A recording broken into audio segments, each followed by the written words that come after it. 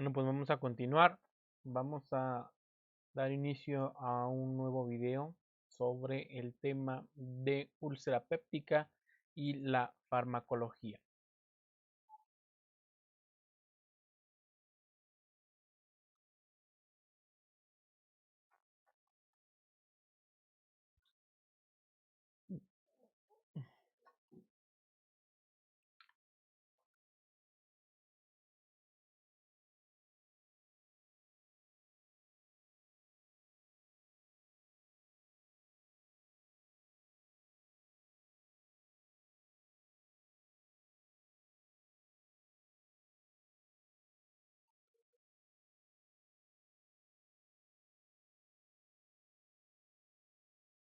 Entonces, tenemos que tener en cuenta algo que son los procesos digestivos normales, es decir, el ingreso de alimento a través de la cavidad oral y que tiene como destino final el estómago para la obtención de lo que son los nutrientes.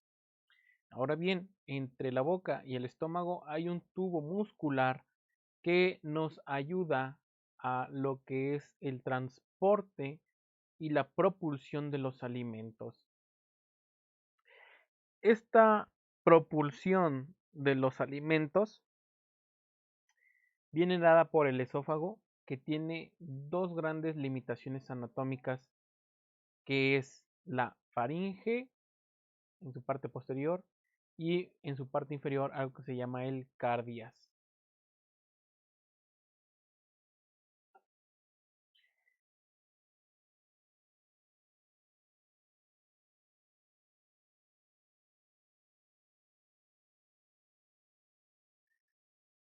El esófago en su parte posterior también tiene una estructura que se llama esfínter esofágico superior, y el esófago en su porción inferior tiene otro esfínter que se llama el esfínter esofágico inferior. El esfínter esofágico superior y esfínter esofágico inferior. Ahora bien, ¿para qué nos sirven estas dos estructuras anatómicas? Muy sencillo, para lo que es la contención de los alimentos. El esfínter esofágico inferior sirve para evitar que el contenido del estómago se regurgite o regrese hacia el esófago y o hacia la cavidad oral. Recuerden ustedes que un esfínter es una porción de músculo que se abre y se cierra a determinada voluntad para poder hacer lo que es la especie de una válvula para evitar el paso de un contenido hacia donde no tiene que regresar. Entonces, cuando el contenido alimenticio pasa por la faringe hacia el interior del esófago, se abre ese esfínter, permite el paso del alimento hacia el interior del estómago, y ya que el alimento está en el interior del estómago, ese esfínter se va a cerrar. ¿Por qué? Porque el estómago también es una bolsa o un saco de músculos que va a propulsar entre sí mismo lo que es el alimento, y en ese movimiento podría regresarse hacia el esófago. Pero como tú recordarás, el estómago pues no nada más tiene alimento, sino que tiene varias sustancias, entre ellas las más importantes es el ácido clorhídrico, que es el que disuelve químicamente los alimentos. Prácticamente es como su nombre lo dice, es un ácido, es una sustancia altamente corrosiva que rompe las estructuras macro y microscópicas de los alimentos. ¿Para qué? Para que una vez que estos alimentos han sido desintegrados en su forma más elemental, puedan pasar hacia lo que es el intestino delgado y grueso para dar y continuar los procesos de absorción de los nutrientes.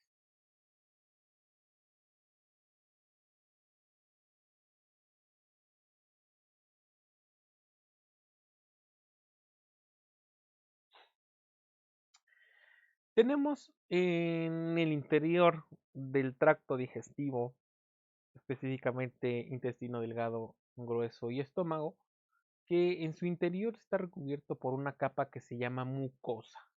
Mucosa. ¿Y qué significa una mucosa? La mucosa es la parte del tubo digestivo que tiene unas células que tienen capacidad de absorción de distintos elementos: agua, proteínas, líquidos, grasas, carbohidratos, vitaminas. Pero si ustedes se dan cuenta, el tubo digestivo no nada más es un tubo muscular y en el interior con una estructura que se llama mucosa, sino que en realidad está totalmente inervada, tiene una gran cantidad de nervios que le ayudan a controlar los procesos digestivos, que le ayudan a controlar los procesos de secreción de sustancias, de absorción de sustancias, de peristalsis. ¿Qué es la peristalsis? Es el movimiento coordinado del contenido alimenticio a través del tubo digestivo. La peristalsis mueve el contenido alimenticio en el interior del tubo para poder ser absorbido de manera adecuada. Entonces, para que los alimentos puedan ser absorbidos, utilizados de manera adecuada, existen una gran cantidad de sustancias, enzimas, químicos que ayudan al proceso de la digestión. Muchos pueden creer pues, que nada más es el estómago, pero en realidad el proceso de la digestión empieza desde la boca. Nuestras glándulas salivales secretan una gran cantidad de sustancias como las amilasas que rompen azúcares. Tienen otras sustancias como las lisocimas, que son agentes bactericidas. En el estómago tenemos otras sustancias como el ácido clorhídrico, pepsinas, pepsinógenos, que nos van a ayudar a lo que es romper y utilizar determinados tipos específicos de lo que es determinados nutrientes. Posteriormente del estómago vamos a encontrar, por ejemplo, al páncreas, al hígado, que aunado allá la descomposición previa químicamente por estómago, cavidad oral, le van a agregar otras sustancias como jugos biliares, jugos pancreáticos, enzimas hepáticas, para completar los procesos de digestión, de procesamiento químico, y una vez que ese alimento ha llegado al intestino delgado, puedan absorberse de una mejor manera. Entonces, el principal hito o característica del estómago, de todo el sistema digestivo, en el proceso de la absorción y de procesamiento de los alimentos, es el estómago. ¿Por qué? Porque el estómago tiene una gran capacidad para sintetizar ácido clorhídrico. El ácido clorhídrico es una sustancia altamente corrosiva que va a destruir esos alimentos para ser procesados más adelante por el intestino. Ustedes se dan cuenta, vean aquí cómo dice el esfínter esofágico inferior. Está cerrado. Prácticamente si no estuviera el esfínter esofágico inferior, esto estaría abierto y el contenido del alimento pasaría libremente de la boca hacia el estómago y del estómago hacia la boca. Por eso fuimos diseñados con un esfínter, con una válvula que nos permite evitar ese retorno de alimento hacia la cavidad oral y que en ocasiones aparece de manera patológica, en forma de ardor, de regurgitación de los alimentos, de pirosis. ¿Qué es la pirosis? La pirosis es el reflujo quemante que en ocasiones podemos sentir en lo que es la garganta. ¿Por qué? Porque es un ácido, son alimentos que tienen ácido y nos van a regresar. Pero no solamente tenemos un esfínter esofágico inferior y superior, sino que también tenemos algo que se llama esfínter pilórico, y es decir, en la porción del estómago, en su porción más lejana. Este esfínter lo que hace es evitar que el alimento que aún no ha sido procesado pase al duodeno y al intestino delgado. Si nosotros vemos y hacemos un corte en el estómago y lo vemos de manera al microscopio, nos vamos a dar cuenta que en la parte más superficial o la que tiene el contacto con los alimentos, vamos a encontrar una gran cantidad de células que lo van a conformar.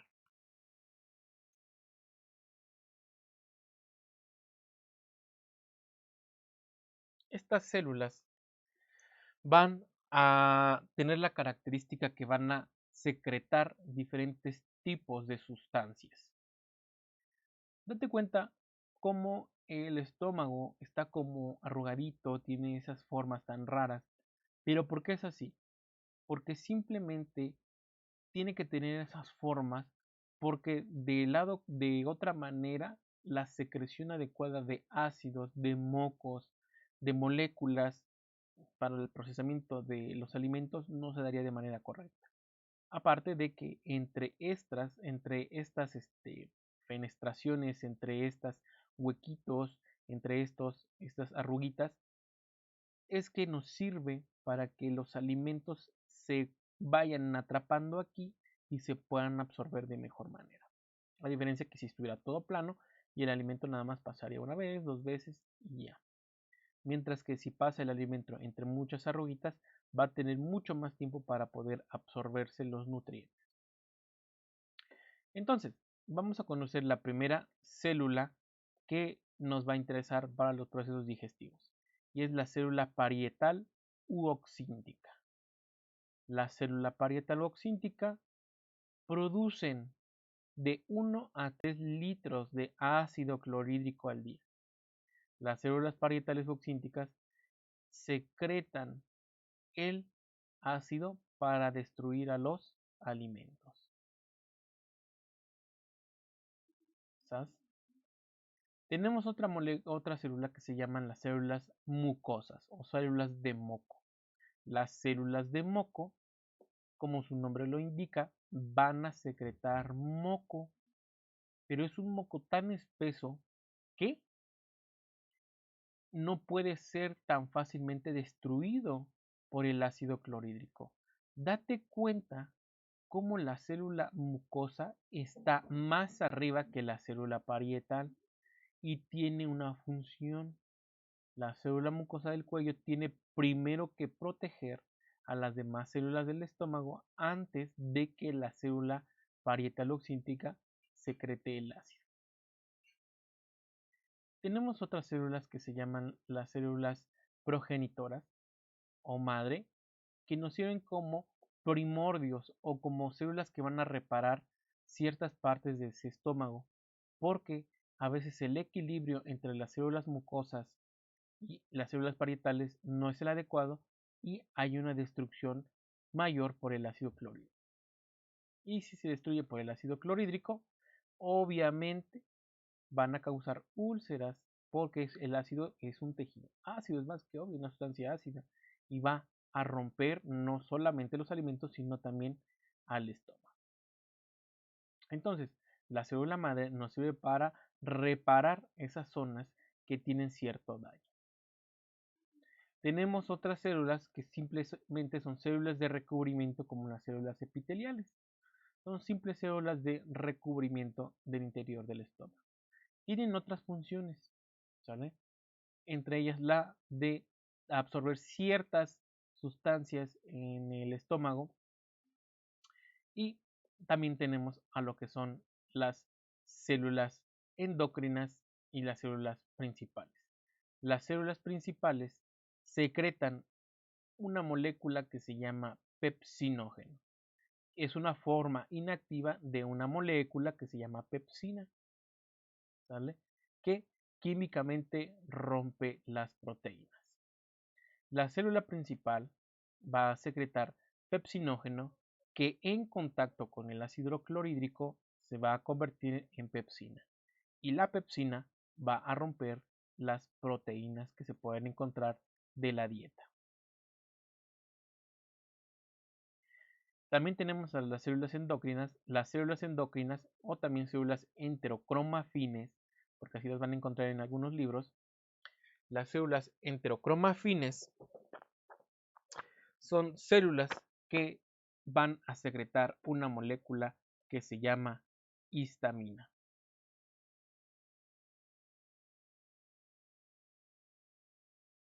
histamina.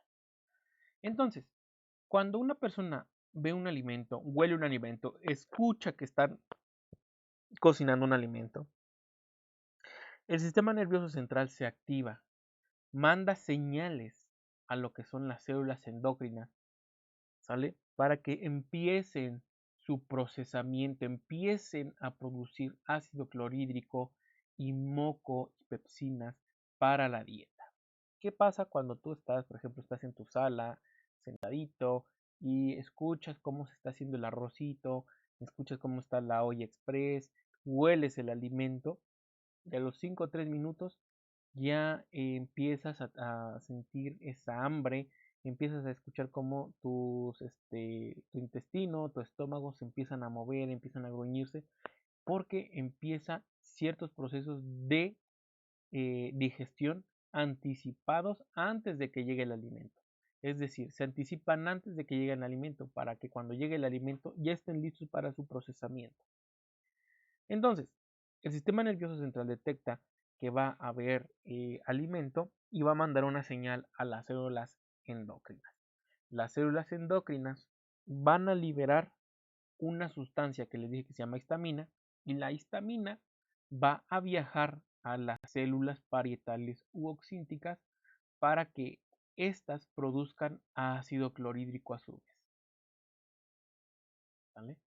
Entonces, la histamina liberada por las células endocrinas va a liberar, va a ser liberada y va a activar a la célula parietal para que se libere el ácido clorhídrico. Por lo tanto, si no hay histamina, la célula parietal oxíntica no va a producir mucho ácido clorhídrico, solamente va a producir muy poco. Entonces, el estómago por lo general siempre tiene cierto nivel de acidez bajo, en el aspecto de que tiene poca cantidad de ácido, pero cuando está siendo estimulado por el estrés, por el alimento, va a aumentar la producción de ácido clorhídrico para poder digerir los alimentos. Pero ¿cómo es que se forma el ácido clorhídrico en el interior del estómago? Muy sencillo.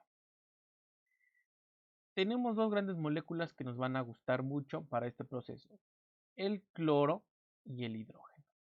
El hidrógeno es una sustancia que tiene la capacidad de emitir lo que son protones. Ciertas moléculas, ciertos elementos de los átomos que tienen la capacidad de volver ácido a una sustancia. Por sí solo el hidrógeno no es un ácido, por sí solo el cloro no es un ácido, pero al juntar las dos propiedades químicas hacen una sinergia y forman un ácido clorhídrico. Por lo tanto, ¿cómo se forma esto? El cloro es un elemento, es un ion que va a pasar directamente desde la sangre hacia el interior del estómago. Obviamente tiene que pasar por las células gástricas, ¿vale? Específicamente las células parietales, y una vez que han entrado a las células parietales, van a salir hacia el interior del estómago. Vean cómo va de la sangre, el cloro pasa y se ingresa al interior del estómago. Pero también el hidrógeno viene de ciertos procesos de reacciones químicas intracelulares y se va a acumular hidrógeno en el interior de la célula parietal, pero el hidrógeno no puede salir por sí mismo, necesita ser ayudado, empujado a través de una bomba, como la bomba de agua. ¿Qué pasa cuando tú pones la bomba de agua? Mandas agua a un lugar donde no había, pero estás gastando energía eléctrica. Lo mismo pasa en este mecanismo celular. Esto se le llama bomba de protones. Bomba de protones. El mecanismo de meter potasio y sacar hidrógeno, es decir, intercambiar potasio y sacar hidrógeno, al utilizar energía. Si no hay energía, el hidrógeno se queda en el interior de la célula y el potasio se queda en el interior del estómago.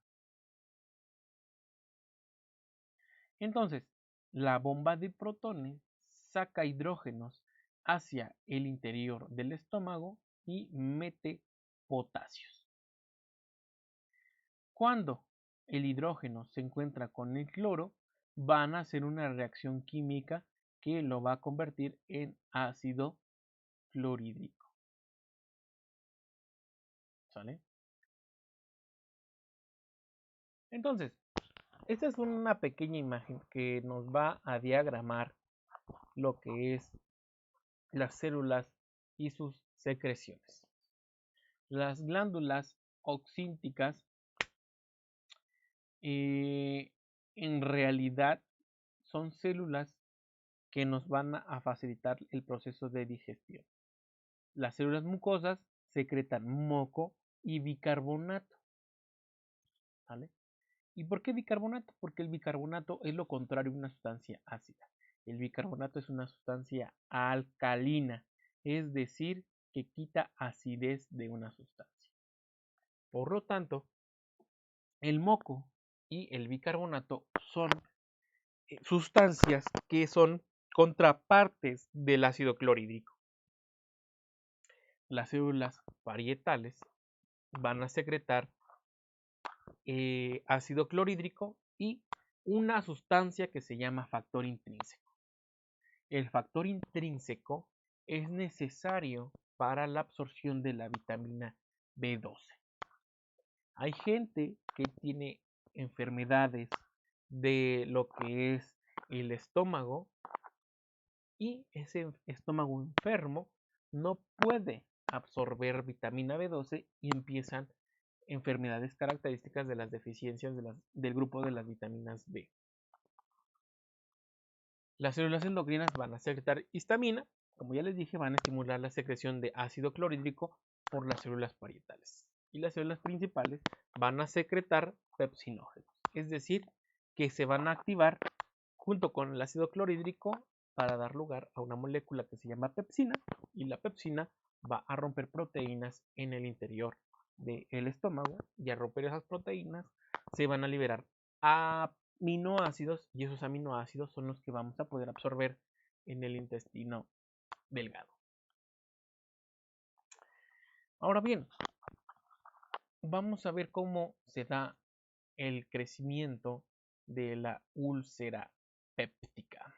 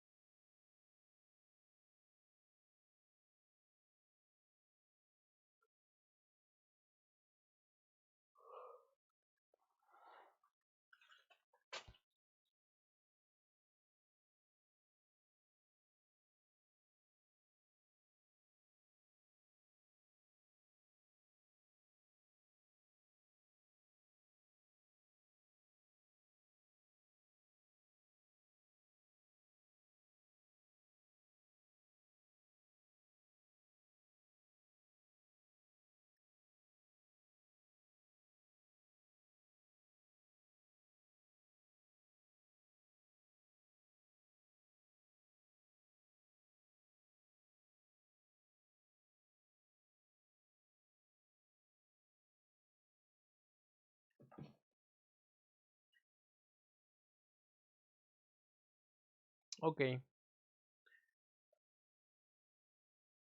entonces, ¿cuál es el origen de una úlcera péptica? Una úlcera péptica es una úlcera causada por ácidos en el estómago. Tenemos dos tipos de úlceras pépticas, la úlcera gástrica y la úlcera duodenal. La úlcera gástrica, pues obviamente se va a desarrollar en el estómago, mientras que la úlcera péptica, la úlcera duodenal es en el duodeno. vamos a tener que aprender algo muy importante. Ya tenemos que decir, y grábenselo bien, tenemos que dejar de decir y tenemos que enseñarle a los pacientes, a los amigos, a los compadres, a quien sea, que dejen de decir gastritis. Gastritis es una inflamación del estómago, pero que está siendo diagnosticada por biopsia. Es decir, una muestra que se ha tomado directamente del estómago y que se ha estudiado en el microscopio. Pero ¿a qué referimos con una inflamación? Es decir, un daño que está sucediendo en ese momento en el estómago. Entonces, una úlcera es una erosión de la capa mucosa del tubo digestivo. Es decir, se ha roto esa barrera que protegía el estómago y va a causar un daño. ¿Cuáles van a ser los factores de riesgo para tener una úlcera péptica? Que nuestros familiares hayan padecido de úlcera péptica, que nuestro grupo sanguíneo sea O, que fumemos porque el tabaco es un agente agresor de lo que es el tejido gástrico, que consumamos muchas bebidas y alimentos que contengan cafeína porque van a activar de manera elevada lo que es el sistema al sistema nervioso, y el sistema nervioso a su vez va a activar al sistema digestivo. Fármacos, en especial antiinflamatorios no esteroideos como aspirina, ketorolaco, diclofenaco, naproxeno, ibuprofeno, ketoprofeno, dextroprofeno, ¿sale? Indometacina. Todos estos fármacos son altamente dañinos para el estómago, pero no es porque sean dañinos en sí, sino que son agentes ácidos que si tú le agregas acidez a un ambiente más ácido, pues ese ambiente va a sumar acidez y va a ser un ambiente muchísimo más ácido. Entonces le va a ganar a los mecanismos de compensación del estómago, que es el moco y el bicarbonato. Estrés psíquico excesivo, ¿sale? Es decir, ansiedad, preocupaciones, estrés de la vida diaria puede causarte una úlcera péptica, una úlcera gástrica, pero cuando es un estrés excesivo, no es de que estés preocupado por los exámenes y ya te duele el estómago y ya digas que es una úlcera, no, de ninguna manera, no es así. ¿Por qué? Porque simplemente recuerda, el sistema nervioso se activa y como se activa, activa a su vez los mecanismos del sistema digestivo. Y el sistema digestivo va a activarse, va a liberar histamina y la histamina va a liberar o a promover la secreción de ácido clorhídrico. Pero sobre todo, en últimos años se ha demostrado que una infección es causante de un gran porcentaje de las úlceras gástricas por la bacteria Helicobacter pylori. Esta bacteria gusta de romper el moco del estómago, lo rompe, se adhiere a las paredes del estómago y las rompe y empieza a colonizar de manera profunda el estómago, causando una úlcera. Entonces, ve cómo en esta imagen te diagrama muy bonito fuerzas de equilibrio normales y fuerzas defensoras. Pero cuando el daño o la lesión es mayor a lo que es un proceso de reparación, va a dar como resultado una úlcera. Y esta úlcera tiene la característica de que se ha roto el tejido normal que la sostenía. Es decir, esa úlcera no solamente está destruyendo los tejidos de soporte musculares, la mucosa, sino que también está destruyendo células madre, células de moco que podrían reparar esa úlcera. Y esa úlcera, si no se trata, va a seguir avanzando hasta romper lo que es el estómago. ¿Y qué pasa Cuando se rompe, ¿qué pasa cuando hay un sangrado? Pues simplemente lo que ocasiona es que el estómago se perfore y como se perfora, es como cualquier tejido, va a sangrar. Entonces, la característica clínica de la úlcera gástrica es un dolor que quema, que sientes que se rompe en el interior de tu pecho y que va a ocurrir posteriormente de 1 a 3 horas después de una comida. Este dolor va a empeorar cuando el estómago está vacío y va a desaparecer con la ingesta de alimentos. ¿Por qué? Porque prácticamente el alimento está taponeando esa úlcera. Cuando el estómago ya ha liberado o ha procesado ese alimento y lo pasa hacia el duodeno o al intestino delgado, esa úlcera se va a quedar abierta y va a seguir doliendo porque va a estar activada por el ácido clorhídrico. Hay mucha gente que tiene pirosis, regurgitación, dolor nocturno, náuseas y vómitos. Entonces, si una úlcera no es tratada, si no es curada, va a seguir progresando hasta que presente un sangrado el estómago. ¿Y cómo nos vamos a dar cuenta de que existe un sangrado? Porque el paciente lo va a referir en sus heces. Ustedes, como siempre les digo, forcen al paciente que les diga los datos. Nunca se queden ustedes con los datos que medio les sugiere el paciente. Fórcelos, interróguenlos, indaguen, pregunten, cuestionen, sospechen, confirmen. Todo a través de las preguntas. ¿Sale? Entonces, tenemos dos tipos de sangrados que son visiblemente característicos en las heces. El primero es la hematoquesia. La hematoquesia es el sangrado que va a tener un color rojo brillante, prácticamente como de una herida que está goteando, que puede ser debido a un sangrado de tubo digestivo, a ruptura de pólipos, ruptura de diverticulosis, un hemorroide. Por eso el sangrado es brilloso. Pero tenemos otro tipo de sangrado que se llama la melena. La melena es heces con sangre oscura. ¿Y por qué es oscura? Porque la sangre ha sido procesada químicamente por los ácidos clorhídricos del estómago. Entonces aquí viene el primer gran conocimiento del día. Cuando un paciente produce melena a través de sus heces, significa en la gran mayoría de las veces que el sangrado viene del estómago para arriba. Estómago, cavidad oral, esófago, y por lo tanto ese sangrado ha tenido tiempo de pasar y mezclarse con el ácido clorhídrico y la digiere.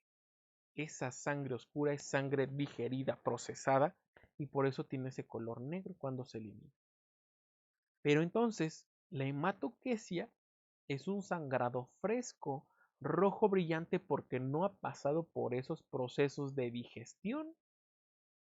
Entonces, cuando el paciente presente este tipo de síntomas, ustedes ya sabrán, porque ya lo deberían haber aprendido en estos momentos, que dependiendo del color de las heces, es el sitio anatómico del origen del problema de tu paciente. Así de sencillo, no hay más.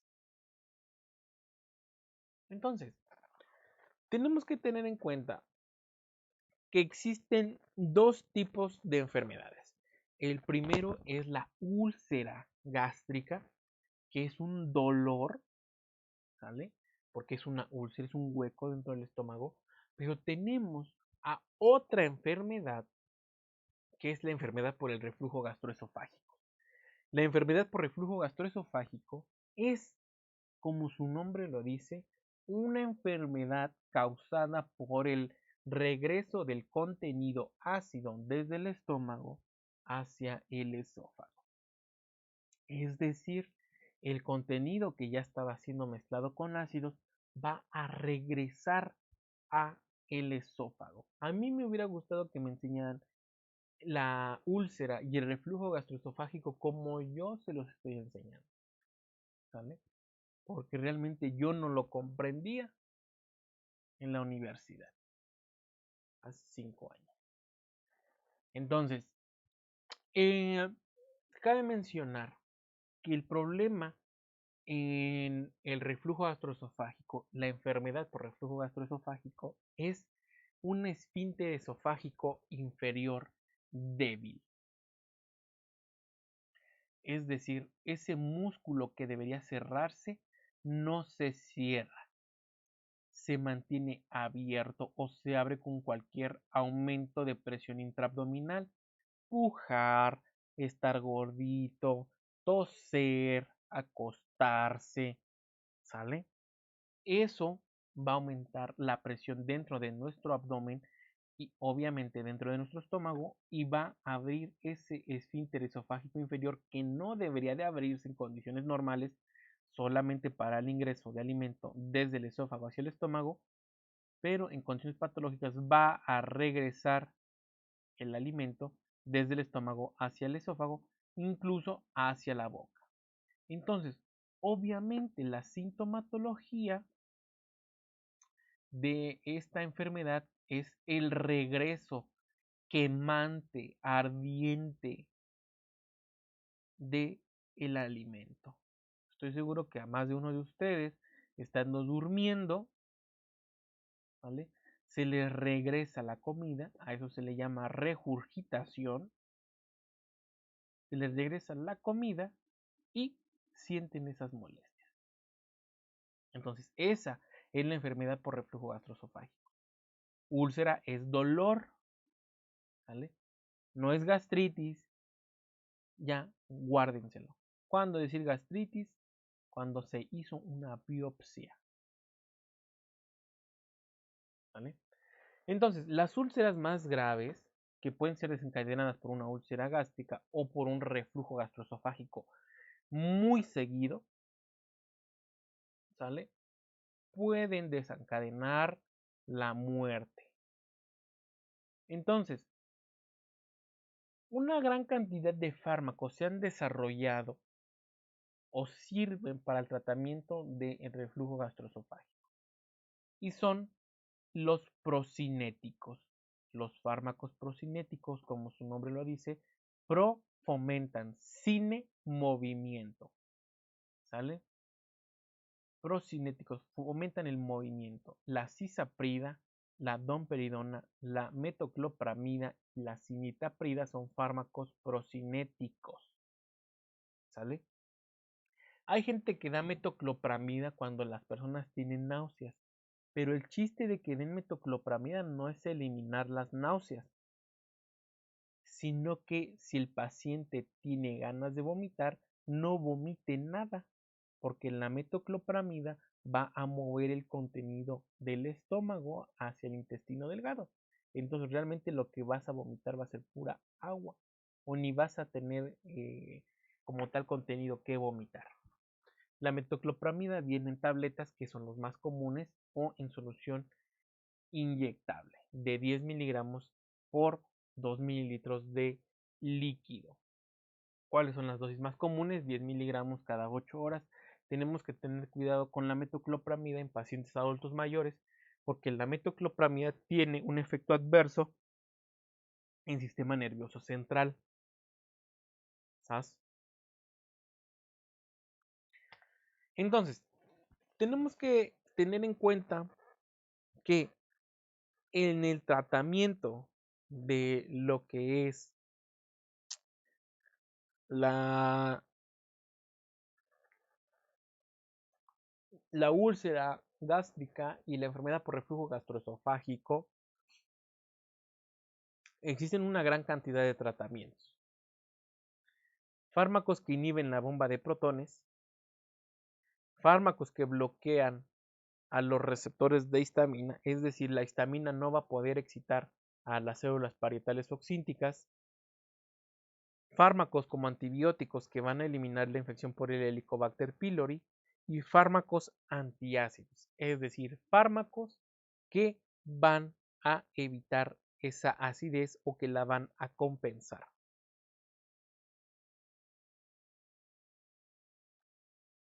¿Sale? Entonces, para un paciente que tiene una úlcera gástrica, una enfermedad por reflujo gastroesofágico y que están consumiendo antiinflamatorios, ¿qué tienes que hacer? Pues eliminar el antiinflamatorio, eliminar el AINE, cambiarlos a fármacos analgésicos como el paracetamol o derivados de la COX-2, Celecoxib, ¿sale? Que son los más comunes, Etoricoxib. Si no puedes interrumpir el tratamiento con AINE, pues vas a dar tratamiento antiulceroso.